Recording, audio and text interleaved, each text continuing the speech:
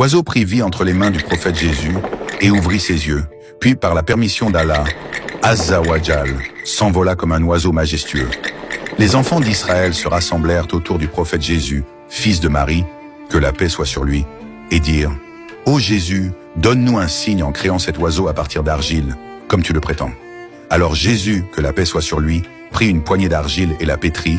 Il commença à lui donner une forme étrange, telle que personne n'en avait jamais vue. Le peuple s'écria les uns aux autres « Quel est cet oiseau, ô Jésus? Nous n'en avons jamais vu de pareil. » Lorsque sa forme fut achevée, Jésus essuya l'argile de ses mains et souffla dessus, en disant « Au nom d'Allah, que sa volonté soit faite. » Alors l'oiseau prit vie entre les mains du prophète Jésus et ouvrit les yeux. Ainsi donc, par la permission d'Allah, elle s'éleva dans les airs telle une créature majestueuse et se mit à voler autour des enfants d'Israël, émettant des cris étranges, comme si sa vision était différente de celle des oiseaux. Les enfants d'Israël tremblèrent et s'exclamèrent « Elle a pris vie, elle a pris vie, quelle est cette étrange création ?» Le prophète Jésus, que la paix soit sur lui, répondit « C'est un signe parmi les signes d'Allah, Azza wa Jal.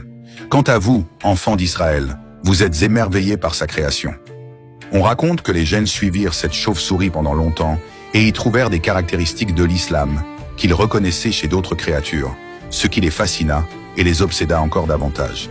Parmi les merveilles de cette créature, il y a le fait qu'elle vole sans plumes, comme si elle battait des ailes. Elle est unique, différente des oiseaux connus. Elle peut voir l'obscurité, mais pas la lumière. On dit qu'elle ouvre les yeux la nuit et peut distinguer les plus petites choses, mais qu'au lever du jour, sa vision devient très faible. On dit aussi qu'elle donne naissance, mais ne pond pas d'œufs. C'est ce qui fit croire aux enfants d'Israël qu'il s'agissait d'une création merveilleuse, différente de celle des oiseaux. Plus étonnant encore, lorsque cette créature dort, elle reste suspendue par les orteils au plafond de la grotte ou de la cavité, comme si sa tête pendait à une corde. Le chant de la chauve-souris est différent de celui des autres oiseaux.